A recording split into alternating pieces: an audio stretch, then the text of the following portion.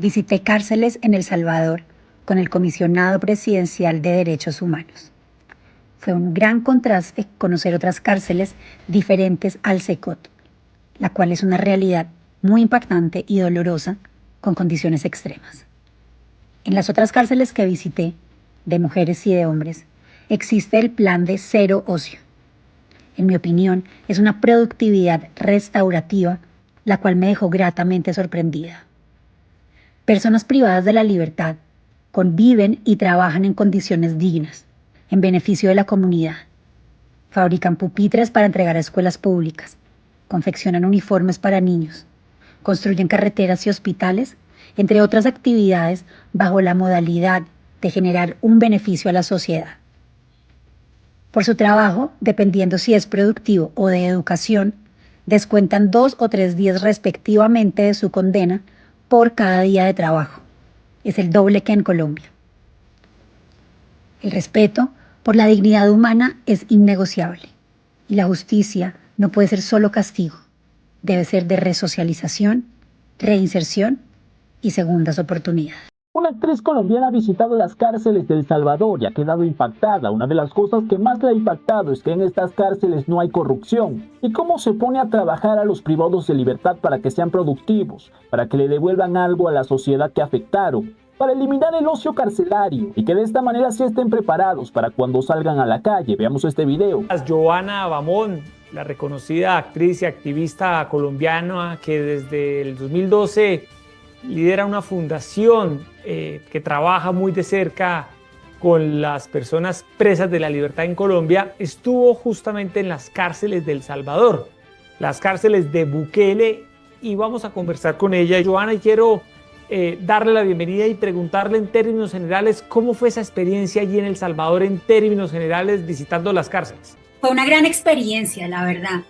Iba con muchas expectativas, con muchos sentimientos encontrados, y uno lo ve desde afuera. Aparentemente las cárceles de Bukele y la misión nuestra de la Fundación Acción Interna son extremos, pero bueno, llegué, debo decirlo, con una mentalidad muy diferente.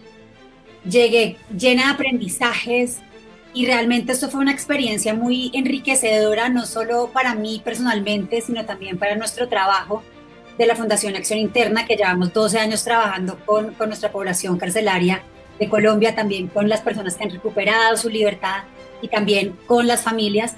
Y bueno, creo que algo de lo más importante es que no todas las cárceles de El Salvador son el CECOT. El CECOT es esta cárcel que vemos día a día en los medios de comunicación, que está en todos los videos, que vemos a todas estas personas en esta nueva cárcel que hizo Bukele. No son así todas las cárceles.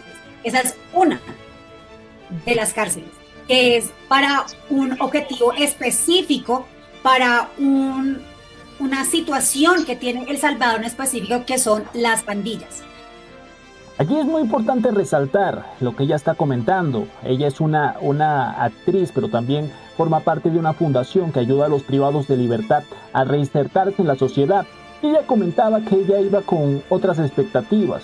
Para muchos de los miembros de estas fundaciones, lo que está haciendo Bukele es malvado, no comprenden exhibir a estos pandilleros, pobrecitos. Pero vemos que ella habla de que visitar las cárceles en El Salvador les ha abierto los ojos y ahora comprende un poco más. Ella menciona que en El Salvador todas las cárceles no son como el CECOT.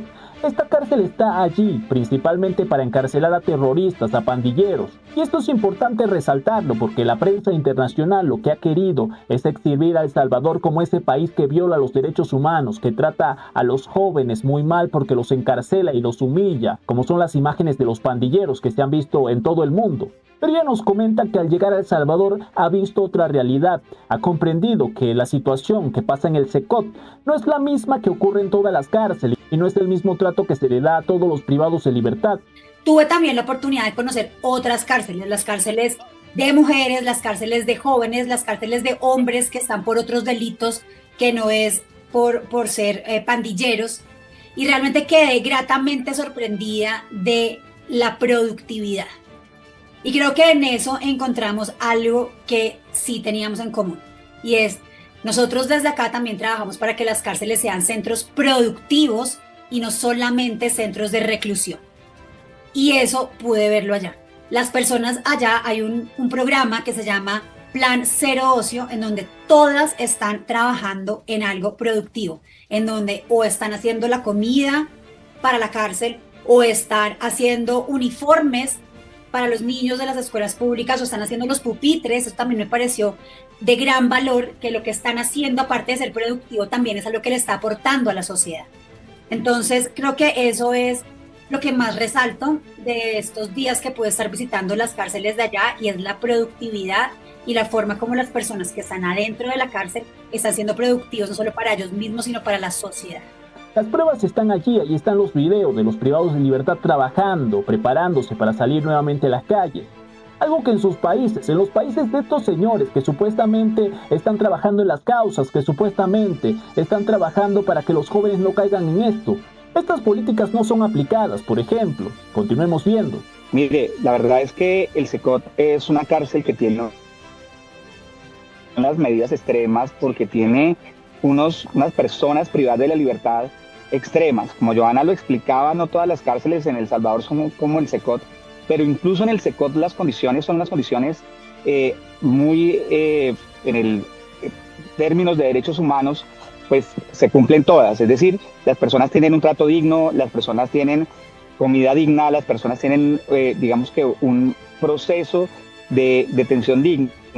Entonces, en términos generales, en El Salvador hay varios sitios de detención, desde detención de baja, los que vemos en los videos y en todo el tema de Cero Ocio, que Johanna visitó, porque pues digamos que visitamos de cabo a rabo El Salvador, vimos absolutamente todo, incluso vimos las obras que se hacen con los niños, las obras de tejido social, los hijos de las personas que están privadas de la libertad, cómo se tratan. Bueno, vimos muchísimas cosas que ya Johanna en detalle nos contará ahí su percepción, que evidentemente la mía, pues trabajo ahí todos los días, pero creo que el trabajo que hemos hecho es grande, y creo que pues digamos que hay muchas otras cosas muy, muy importantes del sistema penitenciario salvadoreño que hoy en día son un ejemplo en el mundo.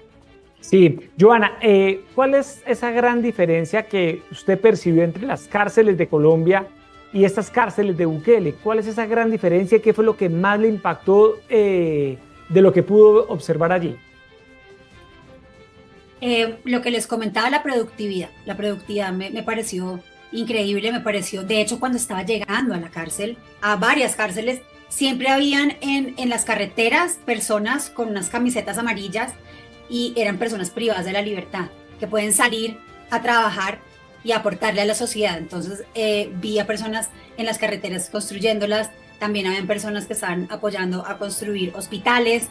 Algo también que me llamó la atención es que, bueno, lo digo yo siendo una visitante, pero pues uno puede percibir, y la corrupción adentro de la cárcel, no puedo decir que sea nula, no tengo tanto conocimiento, pero sí se nota que no hay corrupción. Eso por un lado. Y por otro lado, ver el orden y la disciplina que hay adentro y cómo todos están trabajando, pero no obligados. Tuve la oportunidad de hablar con las personas privadas de la libertad, y en su semblante, en su cara, se les ve que están contentos haciendo lo que están haciendo. No es, como les contaba, es que no todas las cárceles son el SECOT. Ahí vemos lo que ella nos menciona, que estas cárceles son cárceles productivas, donde los privados de libertad salen a trabajar, salen a apoyar a la sociedad, salen a apoyar con las obras que está realizando el Estado. Nos comenta también que estos privados de libertad no están siendo obligados. Ya hemos realizado videos sobre esto y vemos que algunos comentan que esto es incluso esclavitud. Imaginen esa locura. Hablan de que forzar a los privados de libertad a trabajar es inhumano. Esto lo hemos visto, estas declaraciones las hemos visto anteriormente, principalmente de progresistas, de estos señores que tienen esta ideología, que incluso consideran que trabajar es malo. Pero piensen ustedes, estas personas que están allí privadas de libertad, encerradas, les brindan la oportunidad de reducir su condena, de salir a las calles, de hacer cosas productivas, de sentirse útiles. Por supuesto que esto es algo positivo, por supuesto que este es el modelo que se debería replicar en la mayoría de prisiones en nuestra región. ¿Por qué no en nuestra región estamos viendo a los gobernantes queriendo replicar políticas como estas? Políticas que sí funcionen para reinsertar a los privados de libertad. Algo que en El Salvador los ciudadanos aplauden, que las personas de bien consideran que está perfecto. Pero por alguna razón en nuestra región, estos gobernantes que atacan a Bukele ignoran este modelo, ignoran estas políticas y se suman a la ola de críticos, a repetir el mismo guión de los derechos humanos, el autoritario. Algo que deberían hacer los ciudadanos es exigirle a sus gobernantes que apliquen políticas como esta. Continuemos viendo. ¿Cómo han logrado convencer al interno de que trabaje y que no sea presionado, sino que sea, pues al parecer por lo que nos cuentan, es como un acto voluntario de querer hacerlo? ¿Cómo se logra y cómo llegan a eso? Oiga, Jairo, bueno, pues lo primero es que es un proceso. El presidente Bukele siempre todo,